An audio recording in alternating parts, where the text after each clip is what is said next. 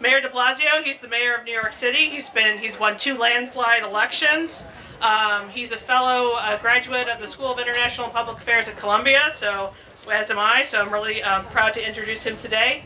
And let's give him a big Story County welcome.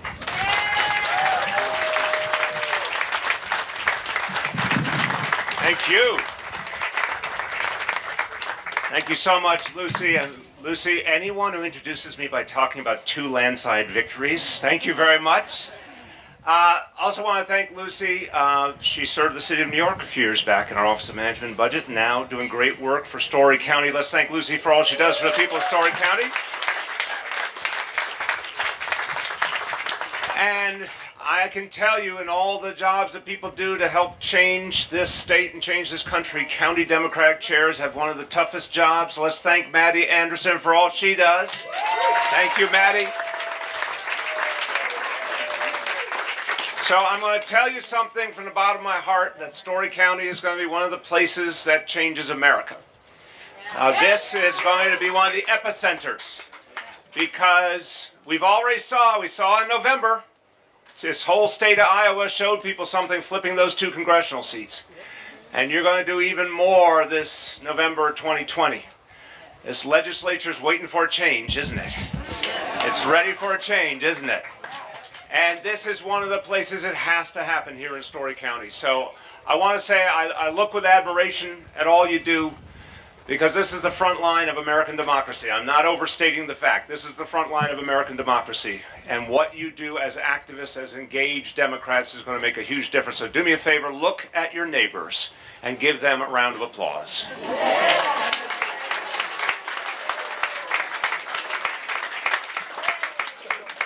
So I'm going to start on a very personal note. Just a few weeks ago, my wife Shirlane and I celebrated our 25th wedding anniversary. Quarter century. And you're going to get to know Shirlane. She's going to be spending a lot of time in Iowa, and she wished she could be here today, but she'll be back soon. But the reason I mention her, besides the fact I think you're going to come to love her and the focus that she's putting particularly on the issues of mental health, which are so important in the state of Iowa and need more and more attention everywhere in this country. But a story I want to tell you is about the beginning of our relationship 25 years ago. When we started out, we were married, and then we had our daughter, we had our son, and we both were working full-time. And when you've got 2 young kids and 2 full-time jobs, it feels like a lot. But then my mom got sick, and my mom was in her 80s, and she was living a little bit away, so we moved her right to our neighborhood. We moved her literally a block away. And then the following year, Shirlane's mom got sick. So we literally moved her a block away into the same house. We had 2 grandmas, one on one floor and one on the next. And our kids would go to see their grandmas. That was a beautiful thing, but there was something real tough about it too, which is that both grandmas were struggling. So Shirlane and I were trying to take care of our young children. We were trying to take care of our parents. That's what they call the sandwich generation. And it got more and more stressful, and we counted our blessings all the time, but it was often very hard to make it work. And I tell you that little story because when I talk to people around Iowa, when I talk to people all over America, I hear one version or another of that kind of story, of all the things that folks are juggling, all the ways they're trying to take care of the people in their lives, all the hard work, and yet the sense that it gets harder and harder, and people really are not moving forward. So I want to get some audience participation here, so I'm going to ask you 3 questions. And the first is, when you think back 10, 20 years versus now, do you feel like you're working more? Do you feel like you're working longer hours? Do you feel like there's more work in your life? Tougher, longer hours? Raise your hand. Anyone feel that? Okay. Now, let me ask you something else. I think I struck a nerve. Let me ask you something else. Have you had any time in the last 10 or 20 years where you or your loved ones had trouble making ends meet or trouble paying the bills? Anyone here have that problem ever? Okay. And here's the last one. Do you feel, we all appreciate modern technology and we all appreciate some of the good things that are part of our life, but do you feel like in recent years there's more stress in everyday life? Who feels like there's more stress in life? Okay. Look at all those hands go up. So I've asked this question all over Iowa, South Carolina, New Hampshire, Nevada. I get the same answer pretty much every kind of audience. So something's wrong, my friends. And I say it very simply. America's not working for working people right now. Something is wrong. People are working hard. Look, Americans are the hardest working people in the world. We're the most productive people in the world. It's not that folks aren't giving it their all, that they're not getting their fair share. American working people are doing everything they know how to do, but they're not getting the fruits of their labor. And I have to be blunt with everyone here that it is not by accident. Unfortunately, it's because of an agenda. It's an agenda that stretches all the way back to Ronald Reagan, straight on through to the tax cuts that President Trump gave to the wealthy and the big corporations. Biggest tax cuts in a generation for the 1%.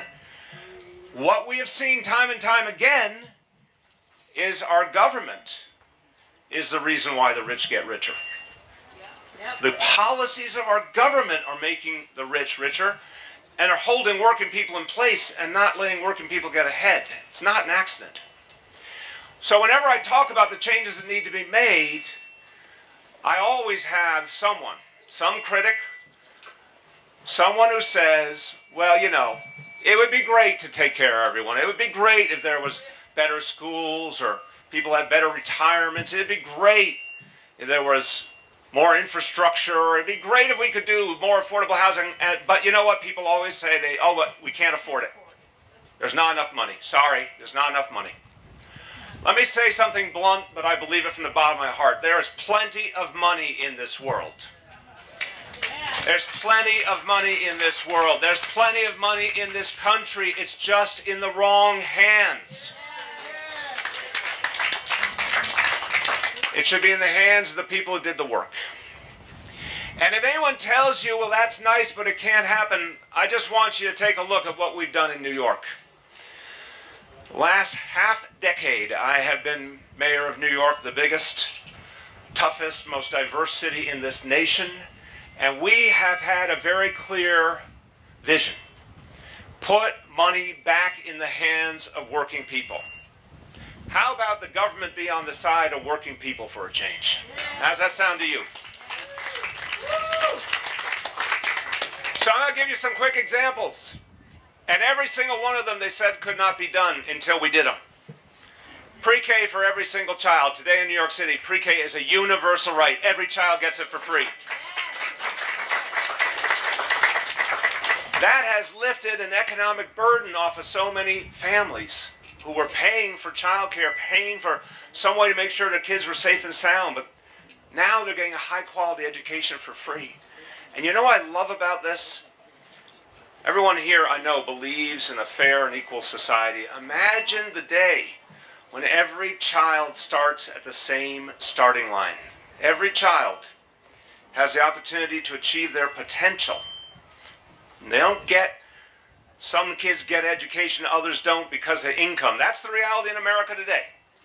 It's not a level playing field, but imagine what we're doing in New York if we could do it everywhere. Every child gets that same chance to reach their full potential. Let me give you another example. There's a lot of people who are working very hard and God forbid they get sick. Because in so many places, if you get sick, you either are going to go to work sick, get sicker, help everyone else at work get sick, or if you stay home to take care of yourself or a loved one, you will lose a day's pay. Most people in the United States of America cannot afford to lose a day's pay. That is a simple fact. So what do we do in New York? We gave paid sick days to hundreds of thousands of people who didn't have them. Paid sick days so they could be healthy. So they didn't have to choose between a day's pay and being healthy for themselves and their families. So they could live a better life. I'll give you another example. There's hundreds of thousands of people in my town who do not have health insurance. This is true in Iowa, it's true all over the country. There's so many people who don't have health insurance and they just pray they don't get sick. Or if they get sick, there's only one place they know where to go. It's the emergency room. Right? For so many Americans, the only doctor is the emergency room. It's the last place we should want any fellow American to go for health care because it's when you're really sick and it costs everyone a lot of money and it's not a good experience. And on top of that, there's so many people, even who have insurance, who can barely use it because of the premiums, the deductibles, the co-pays, the out-of-pocket expenses. Even folks who have insurance often find it adds up so much they don't go to the doctor. That's what's happening in America. We decided to do something different in New York. We were not going to wait on Washington, D.C. anymore. If you wait on Washington, you could be waiting a very long time. We are now guaranteeing health care for everyone in New York. We're guaranteeing it. We're saying something simple. If you don't have insurance, we're going to give you a health care card. So you get a primary care doctor assigned to you, one of our public clinics or public hospitals. You literally get the name of a doctor. That's going to be your doctor. If you get sick, please, don't worry about it. Don't worry if you can pay for it. Just go to the doctor. We want you to get better. We don't want you to end up in the emergency room. We don't want you to end up hospitalized. We found that this is not only a more humane, respectful, decent way to treat our neighbors, we're going to save a lot of money for the taxpayers in the end because people are going to get well the first time rather than waiting until they're so sick they end up in the hospital. One more example I want to give you. This one's really different. I love our country, but our country unfortunately sometimes stands out in the world in ways we wish it didn't. And here's an example. If all the industrialized countries on this earth, there's only one that does not guarantee its people any paid time off when they're hardworking people working year-round. In my city, 1 million people are working and don't have a single day of guaranteed paid vacation. Not a single day. 365 days a year, nothing.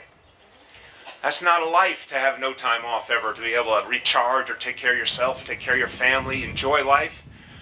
We're passing legislation this year, first in the nation, to do something very different. We are guaranteeing all working people 2 weeks paid vacation every single year. And I got a question. Do working people deserve that? Yes. That's what we deserve in this country, a decent life. Now, we have some work to do if we want to make those changes. Everything I just talked about is happening in New York City right now. It's not a policy paper. It's not something I read in the book. It's something I did right now for millions of people. But we have work to do together, every single one of us, to change our nation. Because everything I've talked about should be the law of the land in the United States of America. The good news, my friends, is we hold the power in our hands. Because people are getting more and more focused, more and more energized. I've never seen anything like it in my life. I will give you my personal prediction. The 2020 election will be the largest turnout of any election in our lifetime. In our lifetime. And everyone here is going to be a big part of it. Yes, we are. On election day, if you see anyone walking down the street, you are allowed to kidnap them. It's kind of a different version of a citizen's arrest. You can bring them to the poll. They make their own decisions. But everyone's voting this time. No excuses. But there's a little matter of the man we must replace in Washington. Now, we should be very respectful of him always. So I want to say, when we talk about our commander-in-chief, our commander-in-chief, I'm sorry. I thought I said commander. I just slipped there for a moment. Look, I'm from New York. I've watched this guy for decades. He is a con man. It's not news. Long before, I'm sorry you got to know him, but long before that, he was constantly bamboozling everyone in his business. He was evading the law. He was using his political connections and donations to get out of trouble time and time again. He's just a con man. Now, the good news is, I've watched this guy, and I can tell you I will bring something very special to this race for president, because I have watched this guy and I know every trick in his book. And I know his strategies, and I know, like we've all known along the way when we were kids, I know a schoolyard bully when I see one. And what do we learn about bullies? They expect you to cower before them, and what do? You go up, you confront them. If you have to knock them down, you knock them down, because it makes the point that we will not cower before the bully. Stand up to him. And that's when Donald Trump gets unnerved. He doesn't know what to do when people take him on. And I guarantee you, he's got a glass jaw. I intend to confront him every step of the way. And I'll give you one example of what I've already done to show you I know how to get under his skin and beat him. He tried to intimidate the city of New York. At the beginning of his administration, remember, he had an executive order on immigration. He said if you didn't change your policies towards immigrants, the federal government would take away your money, take away your funding. He literally threatened, New York is unfortunately the #1 terrorism target in America. He threatened to take away our security funding. He thought that would intimidate us. We're going to take away your security funding unless you ask every immigrant their documentation status. And you know what I said, and you know what our police department said? There's no way in the world we're going to ever do that, because then every person who happens to be undocumented will never report a crime. They'll never come forward as a witness to a crime. They'll never be part of our community, and we'll be less safe, not more safe. So I said to Donald Trump, my police commissioner said to Donald Trump, there's no way we're changing. In fact, what you're doing is unconstitutional. We'll see you in court. And we did see him in court, and we beat him in court. And we got our money for the people of New York.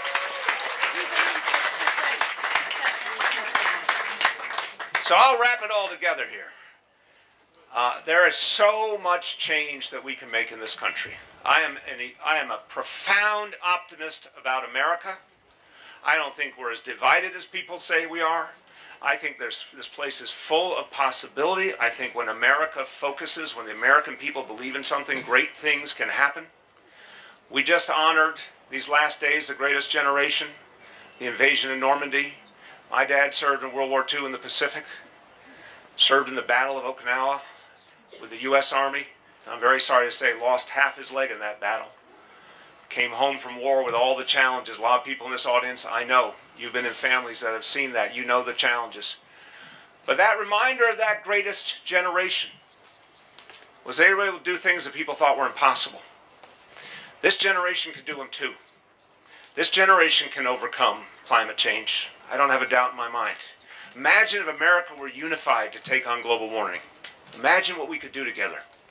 Imagine what we could do to create a more fair and just society. Imagine what we could do to educate all our children earlier, the way we're doing in my town. Imagine what we could do if we took on the mental health challenge head on. How many people we could help. How many good people could get work being there for their fellow Iowan and their fellow American. We can do these things. We, I know, will be unified in the end as Democrats. It comes down to this. It comes down to choosing a candidate who can take on Donald Trump, go toe-to-toe with Condon, put him in his place, and show the American people that change can come, because that's what they want. They want fairness, and they want change, and they want to believe it's possible. I guarantee you I will be able to show the people of this country, because I've already done it in our biggest city, and I want to make sure we do these things, these acts of fairness, these acts of justice for all Americans. And with your help, it will be. Thank you. God bless you all.